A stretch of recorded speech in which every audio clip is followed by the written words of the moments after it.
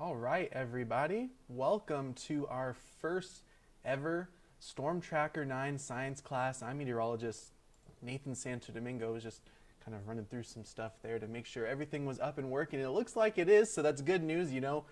First time for everything. Always, could be a couple of hiccups. So hopefully everything going okay right now. I am in our I don't know, dining room, living room, whatever you want to call this. And as we continue to practice social distancing, been working from home. And so I thought it'd be fun to, since y'all can't go to school right now, we could bring at least science class into your guys' homes, whether you're watching computer, on your phone right now.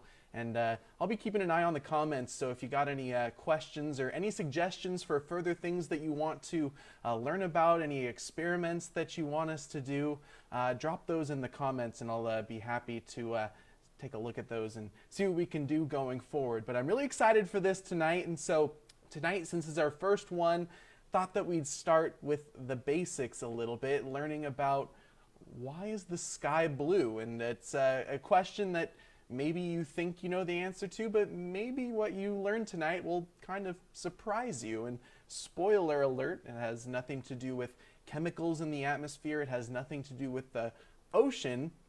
It has all to do with some actually relatively complicated physics, but we're going to simplify it down here as we go through. So I'm going to take a look at those comments real quick just to see what y'all are saying. Oh, maybe my comment feed isn't working. Let's see. I don't know. Somebody leave a comment. Let's see if this thing works. Working out all the kinks tonight.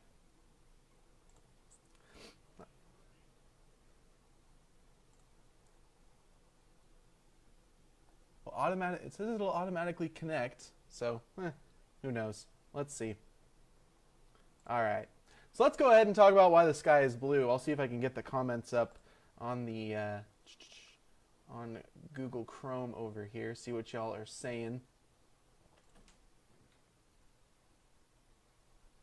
All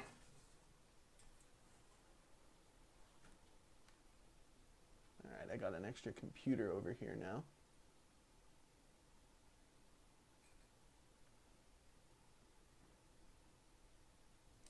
All right, so why is the sky blue? Let's talk about it. I can't read those comments. The screen is too small. All right, so the gist behind it is you have to remember that the atmosphere has a bunch of different particles in it. And so at night, we can see the night sky and we can see the stars because there's not a lot of light interrupting those stars. The light that's coming in is from super far away. Compared to our sun, it's relatively dim, but when the sun comes up, we notice big changes and the sky turns blue. Now, the one thing that you need to know, and that's important to note, is that sunlight, we always show it as a yellow icon on here, but sunlight is actually, it's not yellow, it's white. And white light is, of course, made up of the colors of the rainbow that you might know abbreviated as Roy G. Biv is how I learned it. And the light on the red side of the spectrum is scattered the least in the atmosphere, and as you get closer to the blue, indigo, and violet, that is scattered the most in the atmosphere by all the air particles that are up there. Now, it turns out that the sun doesn't really emit much of indigo or violet light, a little bit of indigo, but that's why we mostly see blue, because that's the color that is scattered the most by that light that's coming in from the sun.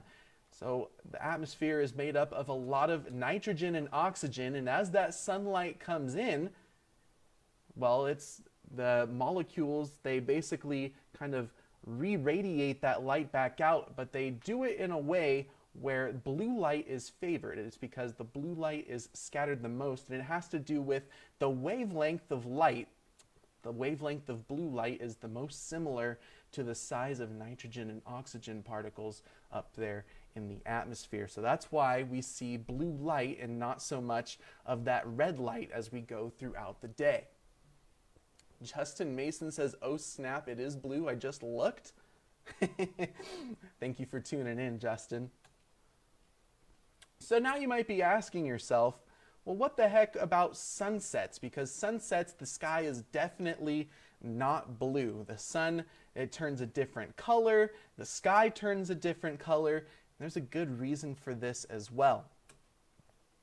So when the sun is high up in the atmosphere around noon, 1, 2 o'clock, it's pretty much right overhead. And so all that light that's coming from the sun, it doesn't have to pass through much of the atmosphere to get down here to the surface of the Earth. So that's why all those oxygen and nitrogen particles up there, they scatter all that blue light. That's why we see the sky as blue in the afternoon. But as we go into the evening hours, the sun starts getting lower on the horizon. All of that light coming from the sun has a lot more atmosphere to go through. And so that's why we see that sun turn a nice orangish red kind of shade. You get all those different kind of colors because you have a lot more of those oxygen and nitrogen particles to go through to get to where your eyes are. So a lot more of that red light and orange light is also being scattered into the atmosphere. So that's kind of why when we see these sunsets here in West Texas, which we all know to be pretty famous, that's why the sun and the sky turns those orangish and reddish hues, because it has a lot more atmosphere to go through. Then why are clouds white? Well, that's a good question. And to answer that question, you have to remember that air particles, when you look up, you don't see, you're looking up into the sky. You're not looking up there and you're not seeing a bunch of different,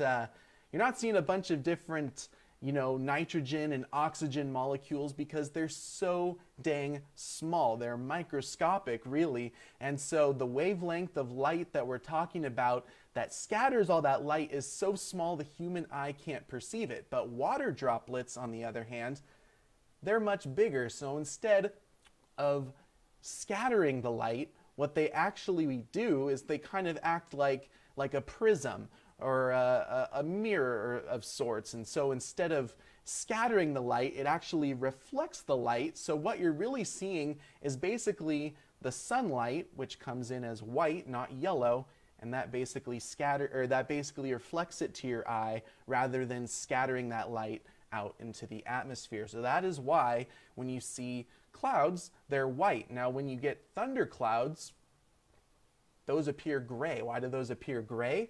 What you're actually seeing is basically the shadow of water droplets high up in the atmosphere.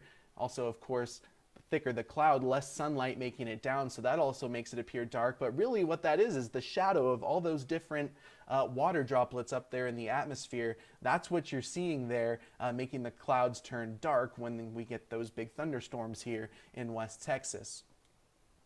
We got a comment from Tiffany. She says that your 7-year-old is very interested in this. Thank you, Tiffany. It's a little bit of a trial run today here. I don't know why why the comments don't want to come up for me when I'm looking over here on my computer. I'm trying to keep up with you. Actually, let's see. Let's see if I can do it this way. See what more of you guys are saying.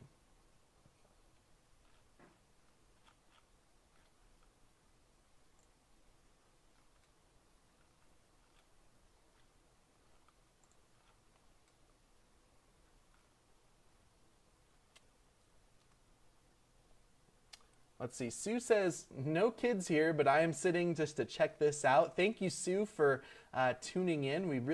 I really appreciate that. Again, for those just tuning in, talking about today why the sky is blue. So if you have any questions, go ahead, leave those in the comments here.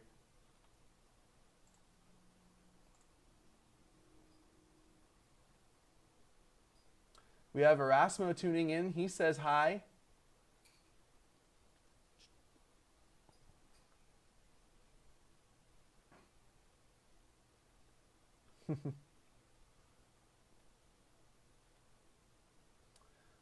All right, I'm not seeing many more questions in there. Oh, Teresa is tuning in. She says from Jude, Carrie, and John and Andrews, they're all tuning in. So thank you guys for watching tonight.